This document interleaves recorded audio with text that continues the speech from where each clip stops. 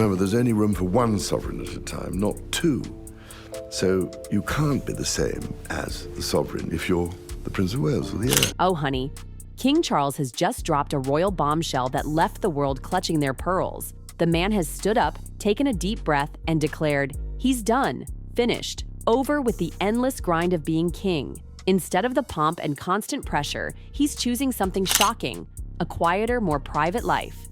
And here's the kicker. He's just named Prince William and Princess Catherine as the official heirs in a way no one saw coming. But hold on, because the real question is, what on earth pushed him to make this move now? Oh, you're going to want to hear this, T. The illness that shook the palace was no minor hiccup. It sent shockwaves through the House of Windsor. Sure, the British monarchy has been through centuries of storms, but 2024? It hit different. That's when the news dropped that King Charles III had cancer. More than a year ago, first of all, the palace announced that the king was suffering from enlarged prostate. Yeah. And then during work on that, it was discovered that he had cancer. The entire country gasped. We were all still getting used to seeing Charles on the throne after the endless reign of Queen Elizabeth. And now this? The man had waited 76 years, longer than any other heir in British history, to finally wear the crown. And now, just as he settles in, he's battling a life-changing illness. And then, like fate was piling it on, Princess Catherine, the steady, graceful face of the modern monarchy, revealed she too was fighting cancer. Around the globe, hearts broke. She wasn't just a royal, she was a symbol of strength, a modern-day anchor for the entire family. However, tests after the operation found cancer had been present. My medical team therefore advised that I should undergo a course of preventative chemotherapy. With 3 young children at home, Catherine made the gut-wrenching choice to step back from public life to focus on her health. Fans noticed her absence instantly. The family events, the balcony moments, the warmth she brought to every engagement, gone. The royals scrambled to keep the ship afloat. Princess Anne, ever the workhorse, shouldered more duties. Queen Camila, long the target of public skepticism, stepped into the spotlight with renewed purpose, transforming from controversial figure to key player almost overnight. Meanwhile, Prince William wasn't just a prince anymore. He was a husband, a father, and a man trying to balance an avalanche of royal responsibilities while his own family faced health crises. The pressure on him? Unimaginable. Whispers of big changes began swirling through palace corridors. Behind closed doors, Charles fought his battle in silence. Friends say he endured grueling treatments, multiple hospital visits, forced rest, though at first he refused to slow down. In his mind, taking a break might look like weakness. Palace insiders fretted as he pushed through meetings with prime ministers, diplomats, and stacks of state documents while visibly drained. One aide recalls a moment, Charles, fresh from a brutal week of treatment, hosting a glittering diplomatic reception. His smile was steady, but in his eyes, you could see the toll. Through it all, Queen Camilla quietly reshuffled her life to be by his side, offering constant support. Then came the private moment that changed everything. No cameras, no fanfare, just the king, Queen Camilla, Prince William, and Princess Catherine gathered in one of the palace's private rooms. After decades of service, Charles spoke the words no one expected to hear. My life as I've known it is over. It wasn't morbid. It wasn't fearful. It was resolute. He told them it was time for a new chapter, one where he was no longer the leader. His voice was calm but heavy with emotion. And then came the bombshell. Charles looked at his son and daughter-in-law and told them, face to face, they would be the ones to carry the monarchy forward. There was no press release, no televised address, just raw honesty. William listened intently. Catherine sat poised beside him, fully absorbing the weight of the moment, while Camilla stood silently at her husband's side. Charles wasn't abdicating in the traditional sense. He was stepping back, giving William and Catherine the authority to make more decisions, to lead in a way that matched the times. This wasn't about clinging to power. For Charles, being king had always been about service, and when he felt his time to serve had reached its natural close, he passed the torch with grace. Palace insiders described the mood as emotional but not sorrowful, more acceptance than grief. It was a move born of wisdom, not weakness. Charles, the man who waited nearly 8 decades for the crown, was now willingly loosening his grip on it. And with that, the era of William and Catherine began to rise. They weren't just the future anymore, they were the now. Years of preparation, mentorship, and shared vision had led to this moment. William was already making waves on the world stage with his diplomatic skills, while Catherine's influence was expanding into unprecedented territory for a Princess of Wales. The Earthshot Prize exists to champion the game changers, the inventors, the makers, the creatives. For the first time in over a century, Catherine was granted real power, the authority to choose charities, weigh in on policy, and grant royal endorsements. Her role wasn't just ceremonial anymore.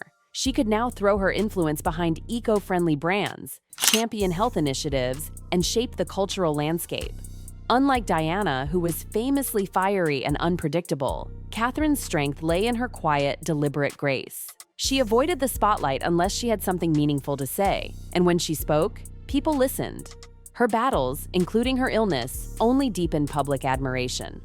From 2026 onward, she would wield her influence to modernize the monarchy while fiercely protecting its traditions. This was a seismic shift, and not everyone in the palace was thrilled, but for one person, this so-called new era felt like the end of the road, Camilla. While the cameras captured the world fawning over William and Catherine, Queen Camilla was quietly absorbing a personal blow. She'd spent years, decades, fighting to prove her worth in the royal family. She'd endured the whispers, the comparisons to Diana, the public judgment, and finally, after years of grit and persistence, she had begun to feel accepted, even respected. Then, just like that, it was slipping away. When Charles gathered the family to announce his decision, those in the room say you could see it in Camilla's face. The shock, the hurt. She tried to talk him out of it, urging him that his work as king wasn't finished. But Charles had made up his mind. His health, his peace, his family. They mattered more now. What made it sting even more? The crown's focus shifted sharply toward Catherine. Once again, Camilla was standing in the shadow of a younger, glamorous woman the public adored. And while she genuinely admired Catherine's elegance and inner strength, the sudden change left her sidelined. Soon, the public appearances told the story. The warm glances between Camilla and Catherine, gone. The smiles, rare. They kept their distance, their shared role in the monarchy now feeling separate, almost competitive.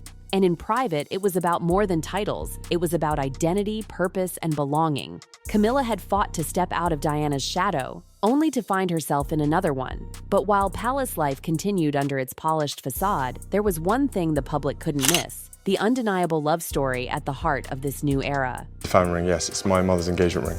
So I thought it was quite nice because obviously she's not going to be around to share any of the fun and excitement of it all. This was my way of keeping her sort of close to it all. Flashback to 2001. Catherine Middleton, a student at St. Andrews in Scotland, meets Prince William while they're living in the same hall.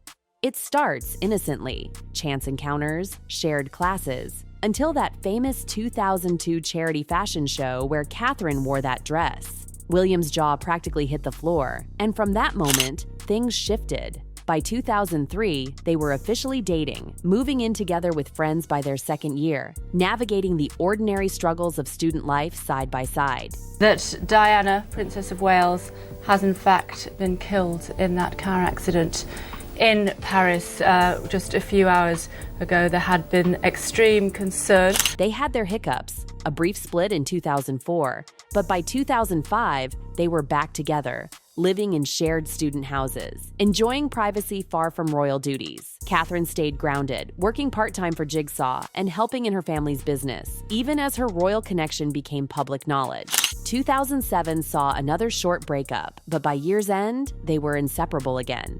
Slowly, Catherine began attending more royal events, meeting Queen Elizabeth for the first time, joining William at ceremonies, and stepping into the royal world one public outing at a time.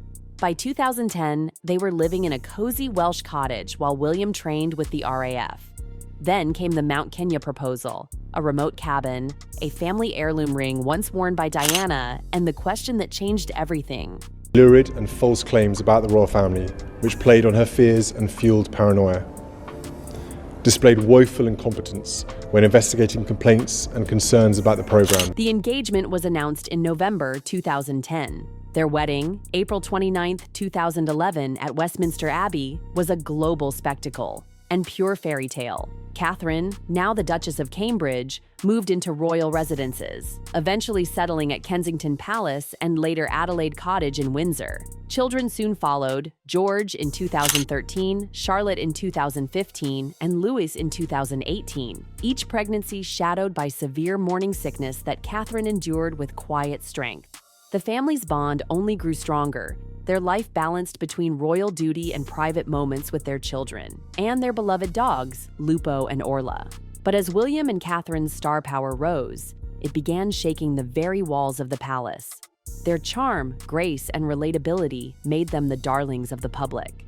Catherine's warmth could light up any room. William's steady leadership won respect across the board. At events, Catherine often drew the loudest cheers and the most media attention, something William handled with grace but could never ignore. For King Charles, it meant sharing, or losing, the spotlight.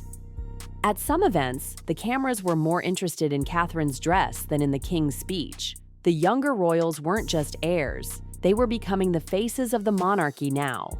But behind their smiles lay the constant challenge of protecting their private lives. William and, of course, the Princess of Wales when she's out doing royal duties at these glamorous events, though. We will start to see William pick up more of these kind of mundane day-to-day duties, though, that his father does. William, shaped by the loss of Princess Diana, was hyper-aware of the media's intrusion.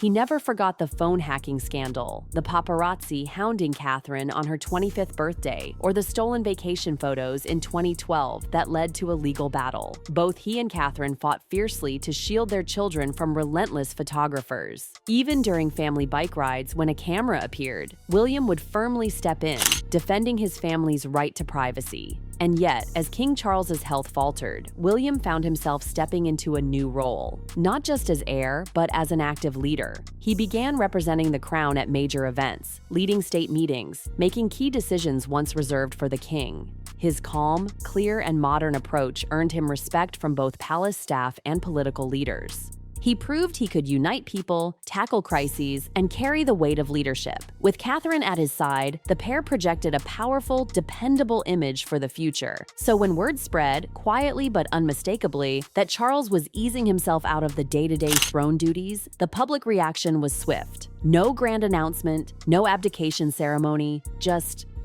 a shift. For William and Catherine, it was the start of their most serious chapter yet. For Harry and Meghan, on the outside looking in, it was another reminder of their distance from the family. Public opinion was mixed. Some worried about Charles's health, others speculated about hidden truths. But many simply saw a man who had given his all, now ready for peace. And as for Charles, his future now looks like one of quiet days, time with family, and the chance to focus on personal passions, environmental work, charitable causes, guiding William and Catherine from behind the scenes. He may still wear the crown, but the weight of it is lighter now. What happens next for the monarchy is a story still being written. But one thing's clear: the reign of William and Catherine has already begun in the hearts of the people. The hearts of the people. The heart